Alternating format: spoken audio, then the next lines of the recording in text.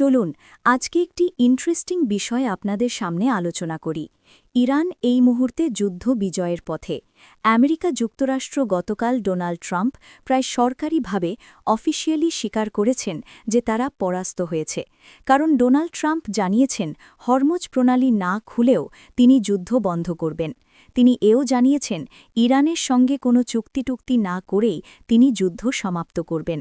অপরদিকে যুদ্ধাপরাধী Benjamin Netanyahu মার্কিন চাপে তিনিও ছেড়ে দেমা কেঁদে বাঁচি অবস্থা। ইরানের সঙ্গে চুক্তি হোক বা না হোক 1 থেকে 2 সপ্তাহের মধ্যেই যুদ্ধ আমি শেষ করব, ডোনাল্ড ট্রাম্প বলেছেন।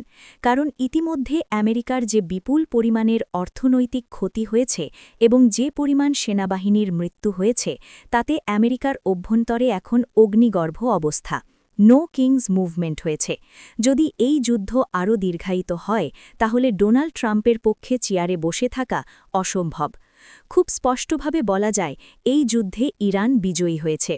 এখন চলুন আমরা দেখে নিই ইরান বিজয়ী হবার পর ইরান সহ গোটা পৃথিবীতে একটি নতুন ওয়ার্ল্ড অর্ডার তৈরি হবে। তৃতীয় বিশ্বযুদ্ধ শুরু না হলেও ইরান যুদ্ধ তৃতীয় বিশ্বযুদ্ধ থেকে গুরুত্বের নিরিখে কোনো অংশে কম নয়।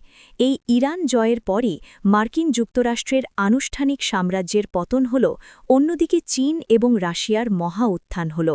চীন, রাশিয়া, ইরান মিলে পৃথিবীতে একটি নতুন সুপার পাওয়ার ব্লক তৈরি হল, যে পাওয়ার ব্লক আগামী দিনে পৃথিবীকে নির্দেশনা দেবে। চলুন আমরা দেখে নিই এই যুদ্ধে ইরানের বিজয়ের পর ইরানের ঠিক কি লাভ হতে যাচ্ছে। আজকের এই ভিডিওতে আমরা আলোচনা করব ইসরায়েলের ভবিষ্যৎ কী।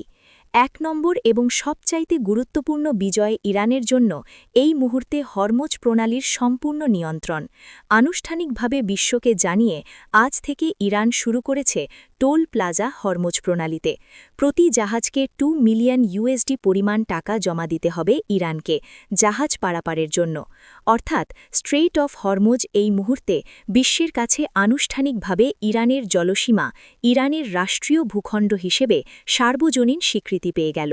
আর এর ফলে ইরান বিপুল পরিমাণের অর্থ রোজগার করতে চলেছে শুধুমাত্র এই হরমুজ প্রণালী থেকেই। প্রতিদিনে গড়পড়তা 150 জাহাজ এই হরমুজ প্রণালী অতিক্রম করে।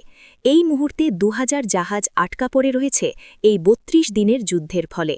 তো এই হরমুজ প্রণালী দিয়ে প্রতিদিন যেখানে 150টি করে জাহাজ পারাপার করে, তাহলে প্রতিদিনেই $300 মিলিয়ন পরিমাণ টাকা রোজগার করবে ইরান। প্রতি মাসে এই হরমুজ প্রণালী থেকে ইরানের রোজগার হবে $9 বিলিয়ন।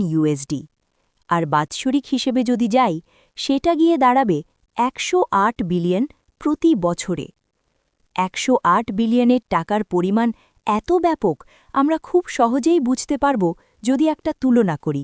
এই মুহূর্তে সৌদি আরবে প্রতি বছর যে বিপুল পরিমাণ হজ যাত্রী মক্কা মদিনায় হজের উদ্দেশ্যে যায়, সেই হজ থেকে সৌদি আরব প্রতি বছর রোজগার করে $15 বিলিয়ন।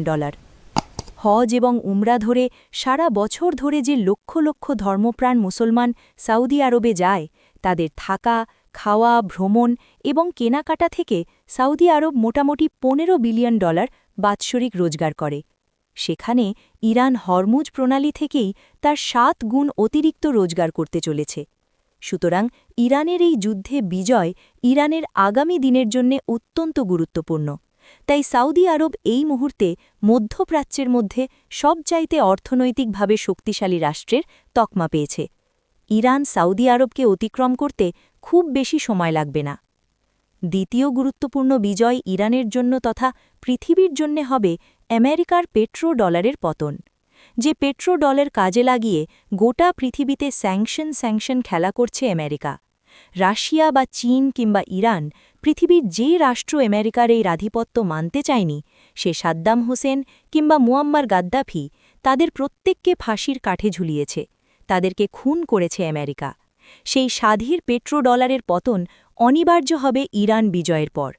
কারণ ইরান বিজয়ী হবার পর মধ্যপ্রাচ্যের তেল আর একমাত্র পেট্রো ডলারে বিক্রি হবে না। Petro yuan, petro riyal, petro rouble, multi কারেন্সিতে বিক্রি হবে এই খনিজ তেল। ইসরায়েল রাষ্ট্রই তাসের ঘরের মতো ভেঙে পড়বে ইরান বিজয়ী হবার পর। তার গুরুত্বপূর্ণ কারণ এই মুহূর্তে ইসরায়েলের লক্ষ লক্ষ মানুষ ট্রমায় আক্রান্ত। রাতের পর রাত তাদের ঘুম নেই। পশুর মতো ছুটে গিয়ে বাংকারে রাত কাটাচ্ছে। যখনই যুদ্ধ বন্ধ হবে, স্বাভাবিক ফ্লাইট চলাচল শুরু হবে, লক্ষ লক্ষ ইসরায়েলি ইঁদুরের মতো দৌড়ে ইসরায়েল থেকে পালিয়ে আমেরিকা কিংবা ইউরোপে স্থায়ীভাবে বসবাস শুরু করবে। ইতিমধ্যেই সেই এক্সোডাস শুরু হয়ে গিয়েছে, কারণ ইসরায়েলের বেশ কিছু মানুষ আন্দাজ করতে পেরেছিল ইসরায়েল রাষ্ট্র আর নিরাপদ কোনো দেশ নয়।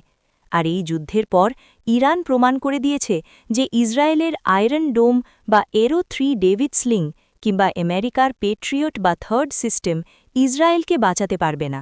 ইরানে পরমাণু অস্ত্র কবে তৈরি হবে? ইরান বিজয়ী হওয়ার পর প্রথম কাজই হবে পরমাণু অস্ত্র তৈরির ঘোষণা। আয়াতোল্লাহ মুজতবা খামেনেই সিদ্ধান্ত নিয়েছেন ইরান আর নতুন করে এনপিটি সদস্য থাকবে না।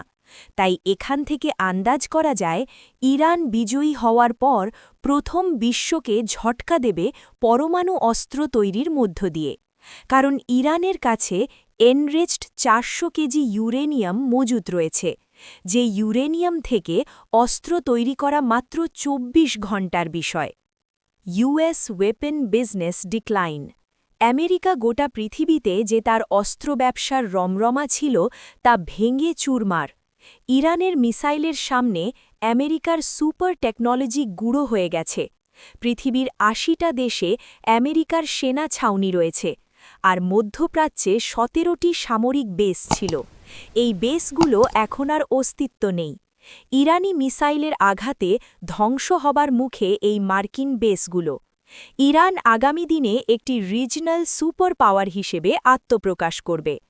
আগামী দিনে পৃথিবী ইরানের কাছে শিক্ষা নিতেই উৎসাহিত হবে। সস্তায় পৃথিবী সেরা শিক্ষা নেওয়ার জন্য মানুষ ইরানি বিশ্ববিদ্যালয়ে পড়তে যাবে।